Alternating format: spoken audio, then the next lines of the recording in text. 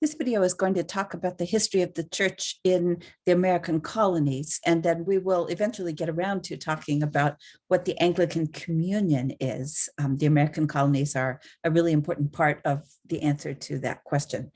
In the colonies, it was a very, very difficult thing. To be part of the Virginia Company as a member of the clergy was a really tough assignment. Something like 2/3 of the priests who served the Virginia Company died within 5 years of their arrival, right?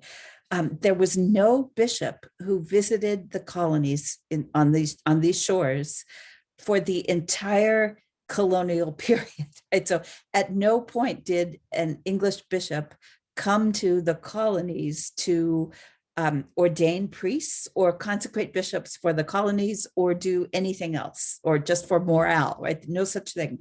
And so the Anglican Church in the colonies was left to its own devices in a lot of ways, and a lot of improvisation opened up, and there were strong regional differences. So that's an important thing for us to understand.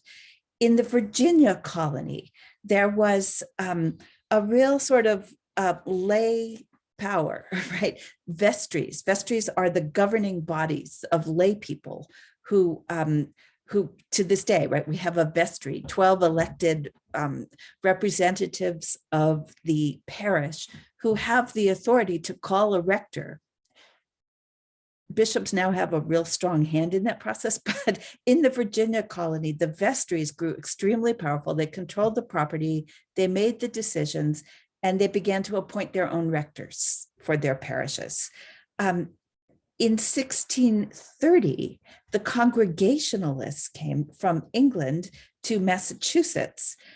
They did not use the Book of Common Prayer, and they had a strong emphasis on conversion. So a real different sort of flavor among the Congregationalists of Protestant religion. Catholics were allowed to settle in Maryland by Charles I. Charles II, on his deathbed, I forgot to mention this, converted to Catholicism. He had followed a policy of allowing dissenters a pretty wide latitude in the colonies because he thought that that would be a step toward tolerance of Catholicism in England. Right? So much of, I'll say virtually everything that happened in the colonies, as far as the English were concerned, was just sort of a byproduct of English issues and controversies and needs. And there was really no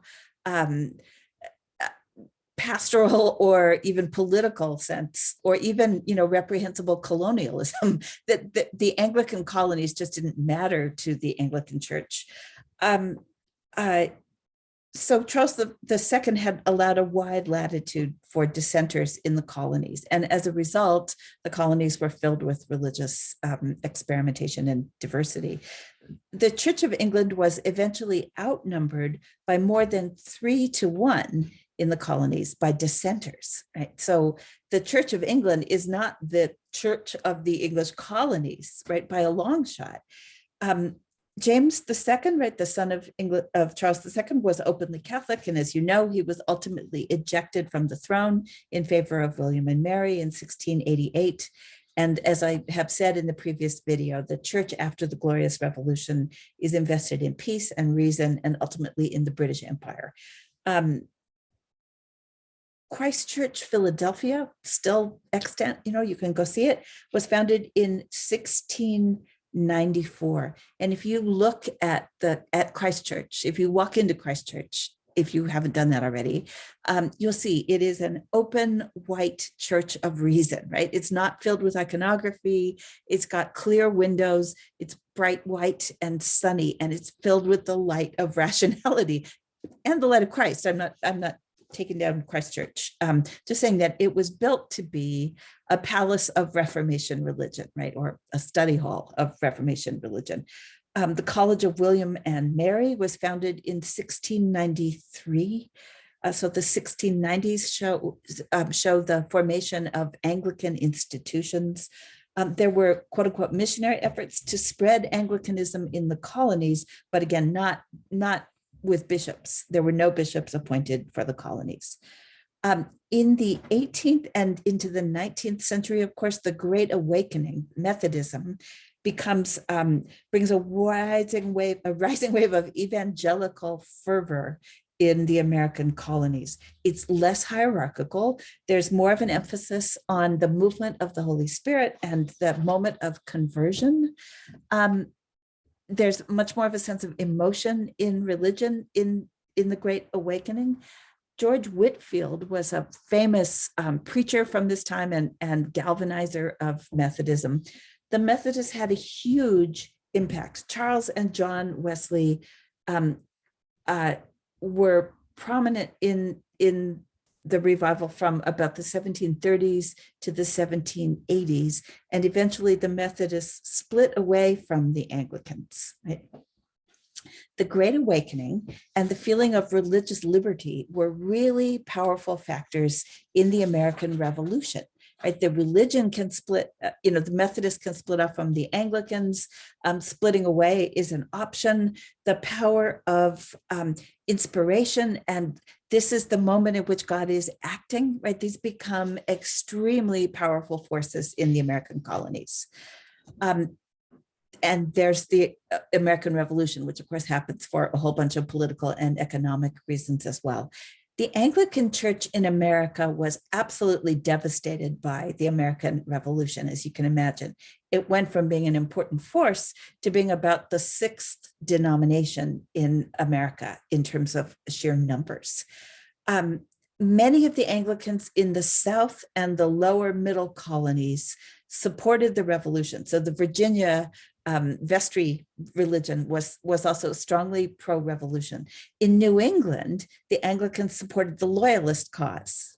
So even within the Anglican Church, there was a great split between those who were patriots and those who were revolting. Pardon me, let me put that again. Those who were patriots and those who were loyal to England. Trinity Church in New York was burned down by patriots, right? So again, violent conflict, right, in the 18th century in America. William White of Philadelphia served as the chaplain to the Continental Congress and as the rector of Christ Church. So again, if you don't know that, Christ Church is a major religious symbol of the American Revolution. He led the creation of a convention system of church government, which is still how we are governed.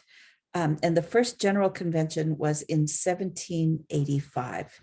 Interestingly, and we'll talk more about this, the American Church is governed in ways that really resemble the American Constitution, right? The church has two bodies that vote. General Convention just meets once every 3 years, which is to say that we have a pretty decentered authority.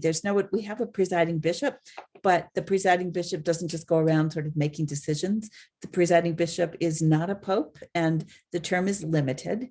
It's General Convention that makes the decisions for the Episcopal Church. And if a question is brewing in the Episcopal Church, should the prayer book be revised?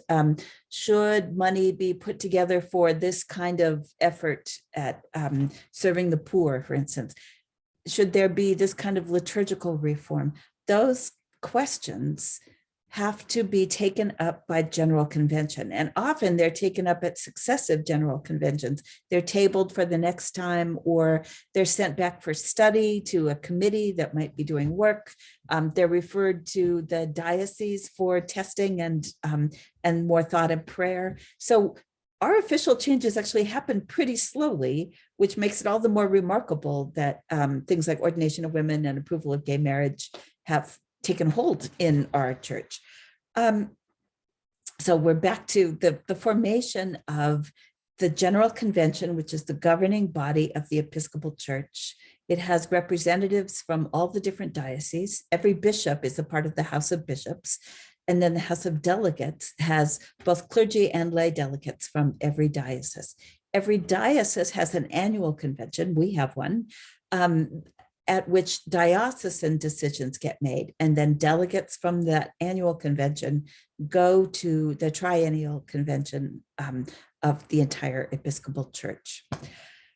So back to history. By 1784, most states whether they were Northern or Southern, whether they had their different styles, their slightly different relationship to the idea of being Protestant, their different ideas about lay versus clerical power. Most states agreed by 1784 that we needed to draft a binding constitution for the whole church, and also that it was important to revise the English Book of Common Prayer to make it appropriate for use in the American church. At minimum, there was the problem that the Anglican prayer book called for praying for the king, right? So Anglicans in America needed a different way to talk. They needed to pray for the state, which is what we do. They also needed to obtain the consecration of bishops, right? We no longer are, we need to define our relationship to the Anglican Church here in America, and also figure out, how will there be bishops here? There are no American bishops. Do we go back to English bishops and ask them to make American bishops, which is what Anglicans tried to do? On March 25th, 1783, 10 clergy from Connecticut elected Samuel Seabury as their bishop. Right? So they took matters into their own hands, in a sense, not fully, but they said, okay, we are 10 clergy from Connecticut. We represent the church in Connecticut, and we elect Samuel Seabury to be our bishop. And now we want to send him to England to be consecrated by some bishops, because the way you consecrate a bishop, this goes back to the idea of apostolic succession. Our story about this is that Jesus picked the apostles laid hands on their successors, and their successors consecrated bishops in succession, and every bishop traces their authority all the way back to Jesus and to the apostles, right? And when you have, that was already an issue when the Anglican Church formed, of course. Were bishops even valid in the Anglican Church from the position of the Roman Catholic Church? And the answer is no. But could we continue in the American Church to claim even the legitimacy that the Anglican Church could claim, right? Which is back through medieval Catholic bishops, back to the apostles, back to Jesus. So Seabury, in 1783, after being elected bishop, after that time, he traveled to England, but English canon law prevented the consecration of any clergyman who would not take the oath of allegiance to the English crown. So there, Samuel Seabury made the difficult trip to England, and they will not consecrate him a bishop for the American colonies. So then Seabury turned to Scotland, to the Scottish Episcopal Church, where he was ordained in 1784 in Aberdeen. Now, the reason he had to go to Scotland is that there were some bishops in Scotland who did not vow allegiance to the English crown after the Glorious Revolution. They're called the Scottish non-jurors. They were a little microcosm of Anglican clergy in Scotland who had been allowed to continue with their ministry, even though they wouldn't take the oath of allegiance to the English crown.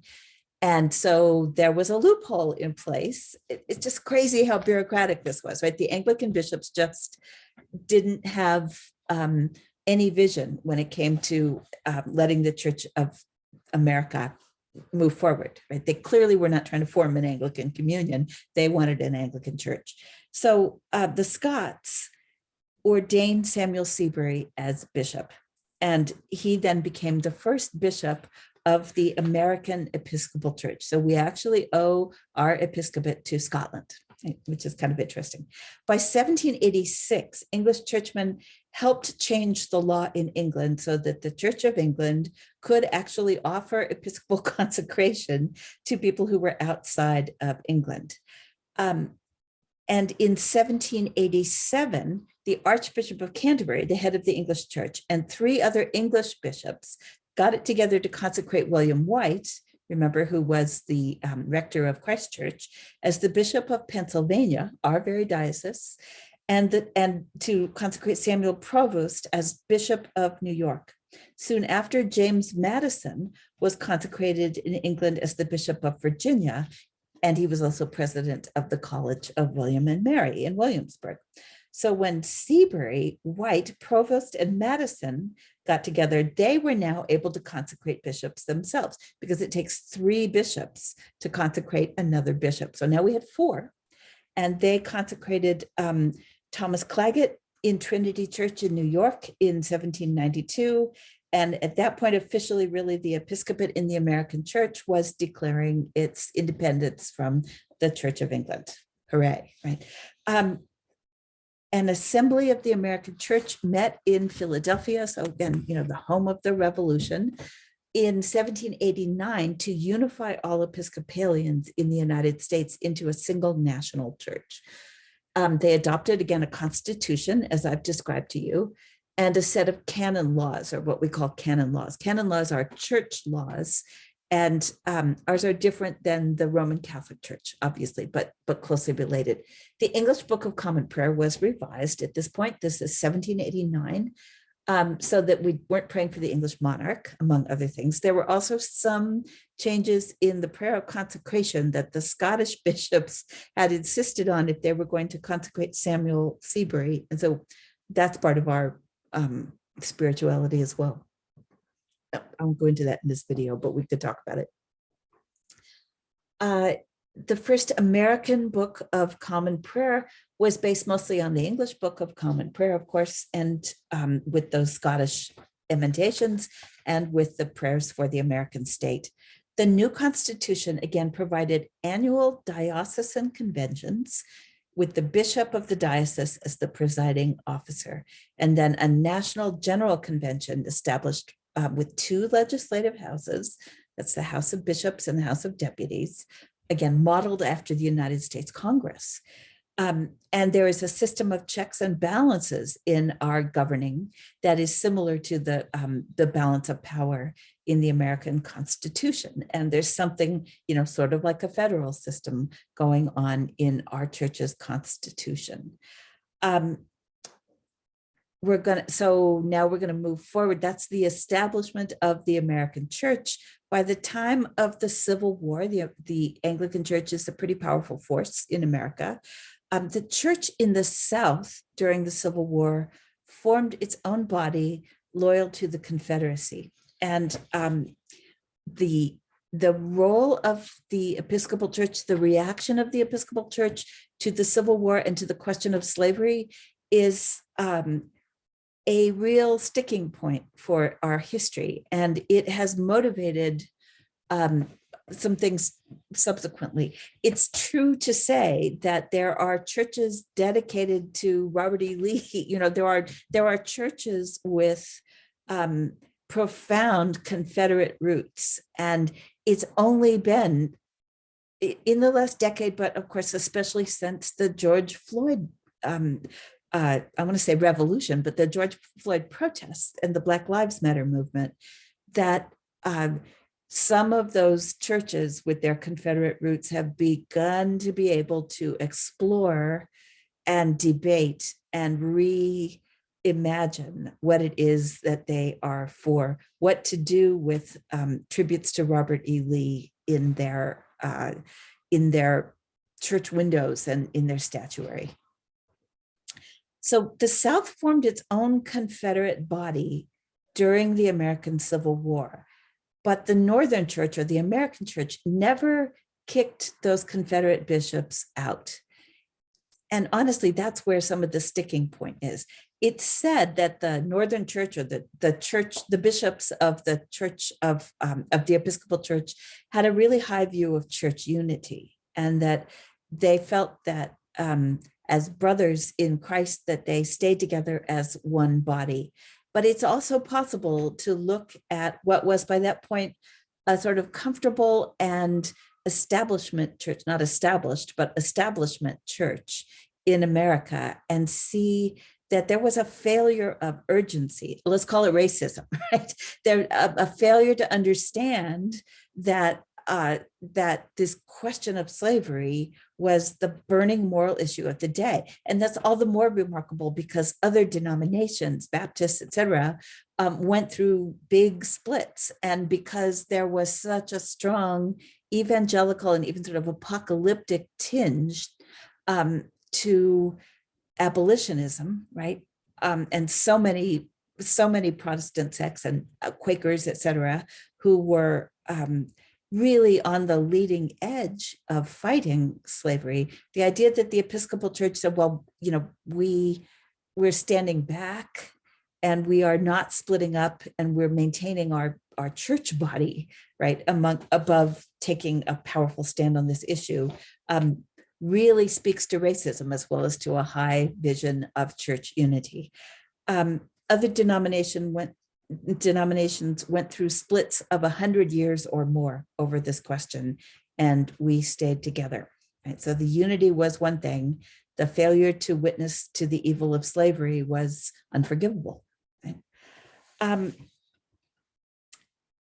A little bit more about church governance while we're on this subject, right?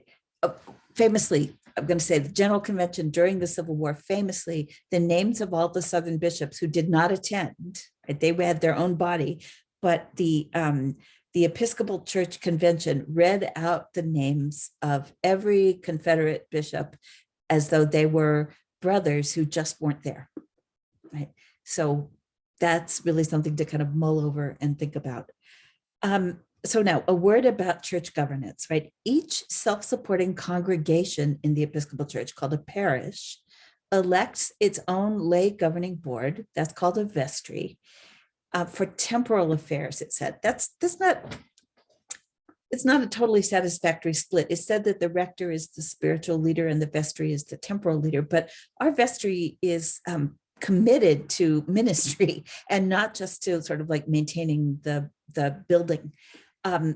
Not that maintaining the building isn't a massive and important work of ministry, but we work at St. Mark's to make sure that our vestry is not just a sort of board of managers, but that it's a body of people doing the work of Christ, which includes responsibility for the temporal affairs. And of course, our rector has a strong hand in the temporal affairs of the church also. So the division isn't really so absolute, I think, in most churches these days. And certainly in our parish, we work against that sort of split between business and religion. It's all together. Congregations that are not self-supporting in our diocese, there are many in any diocese, they're called mission churches, and they are partially supported by their diocese. They're directed by a bishop of the area. The bishop will assign what's called a priest in charge for those churches. And so if you see a priest in charge in a church, that's a church that is not really self-running. It's supported deeply by the bishop and by the diocese. And there's a priest in charge, or what can be called a vicar, who is working for the parish and also for the bishop. Right? So that's a sort of assisted management of a church that isn't doing well enough really financially and in terms of membership to run its own parish. In a given area, the parishes and the missions of a church make up a diocese headed by a bishop.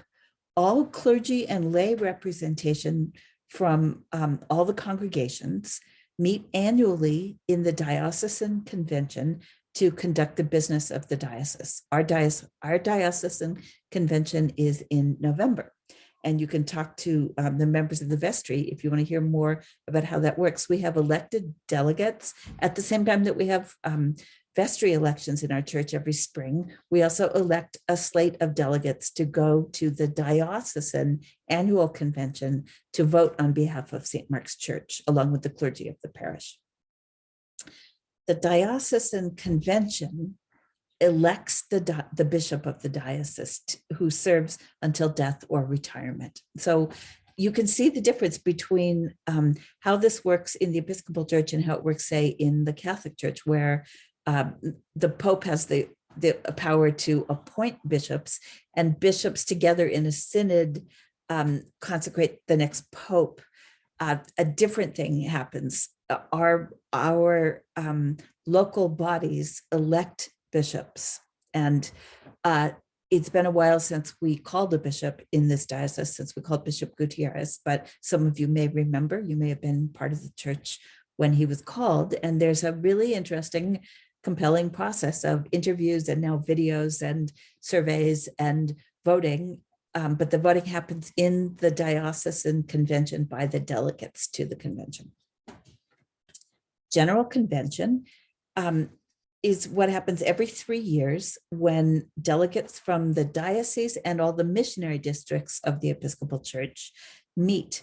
All bishops are members of the House of Bishops, and the House of Deputies is made up of equal members of clergy and laity. So this is going back over what we said before, maybe with a little more detail.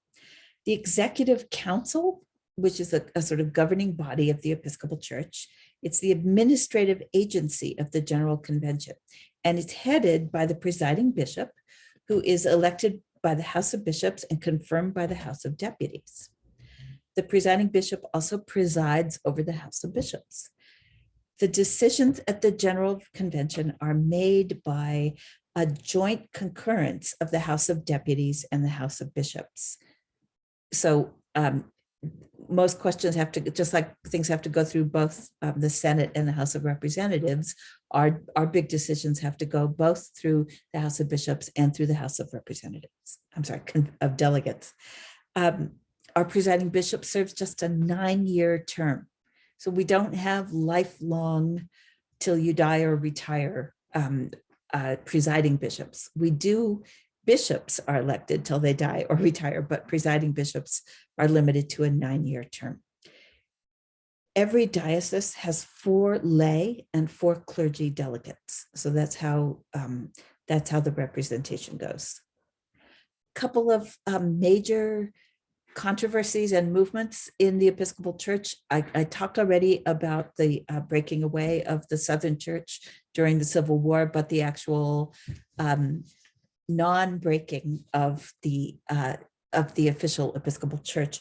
In 1974, the Episcopal Church made its first really big move to ordain women as priests. 1974, this is pretty early as things go. 11 women presented themselves for ordination to the priesthood in Philadelphia, right? The House of Bishops declared those ordinations invalid, saying that the 11 women were deacons. Right? So that's, of course, a really screwy, strategic and temporary answer, because if you're ordained, you're ordained. If you're a deacon, that's already ordaining women, but they allowed the women to be deacons, but not priests. After 1976, the 11 ordinations were recognized by the General Convention. The General Convention allowed women to be eligible for ordination both to the priesthood and to the episcopate. That may seem obvious, but in England, they only just several years ago managed to decide that women could be bishops, even though women had been ordained priests for a long time in the Episcopal Church or in the Anglican Church. So thanks be to God that the episcopate and the priesthood both became open to women at the same time. Barbara Harris became the first woman bishop in the Anglican Communion, a woman of color also, and she was elected as Bishop of Massachusetts, Bishop Suffragan. We're not going to go into that. It's sort of an assisting bishop in Massachusetts in 1989, right? Of course, we had a presiding bishop, a woman, Catherine Jefferts Shiori. She became the first woman presiding bishop, and she was elected in 2006. And she was succeeded by Michael Curry, who is now the first African-American presiding bishop and is our presiding bishop. That is, I guess that would have been 2015.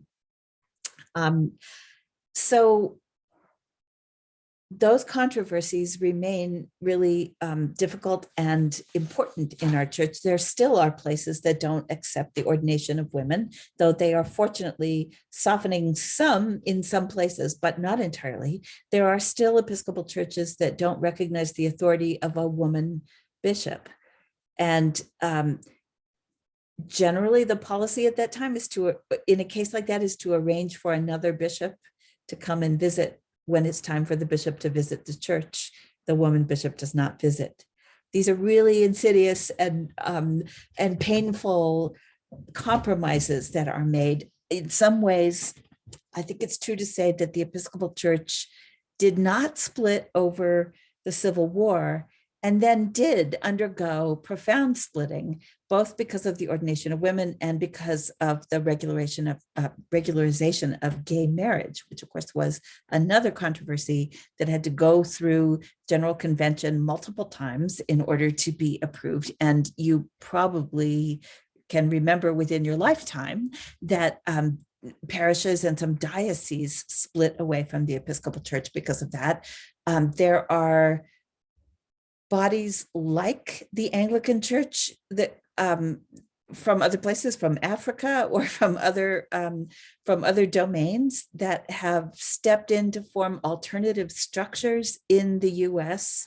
to offer bishops and church membership to Episcopalians who left over gay marriage and the ordination of women, but really over gay marriage in a big way. That has caused all sorts of controversies, lawsuits about who really owns the property of the church. Is it the vestry and the congregation, or is it the diocese? How much authority does a bishop have to enforce the ministry of women? Can you force a parish to accept the ministry of women? The answer is no. In our own diocese, there have been parishes that would not allow, not our current bishop, but previous bishop, to come and visit them and serve as their active bishop because our bishop approved of the ordination of women and of gay rights. And that has led to lawsuits and bitter controversies, generally leads to the failure of the congregation that, I have to say, that takes this on unless they join up with another body. Again, one of these sort of para-Anglican communions. The whole governing structure of the Anglican Communion is called into question by the Episcopal churches, and the Canadian churches and some other churches stand on, in particular, ordaining gay bishops.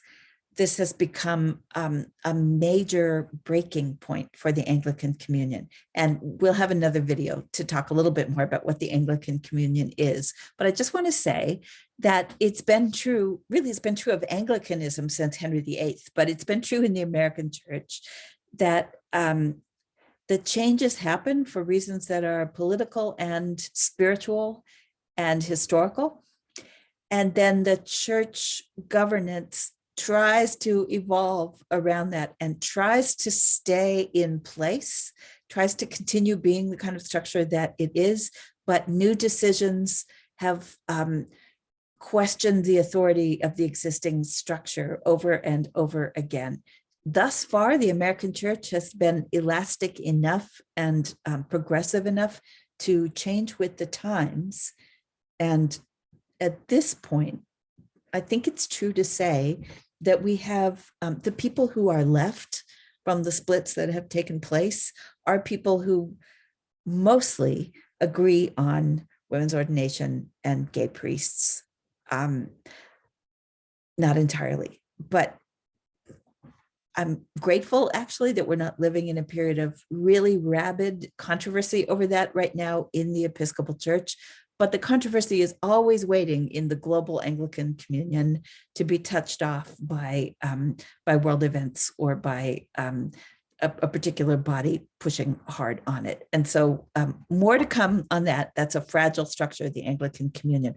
But this is some brief sense of what the key moments are in the history of the Episcopal Church. I've left out a lot of stuff like missionary activity and colonialism and American power in relation to churches around the world, et cetera. But as far as the church on these shores goes, that's a beginning statement about what our key moments have been and what some of the key controversies are, how we're governed, and sort of how we're holding together in the 21st century. Thanks.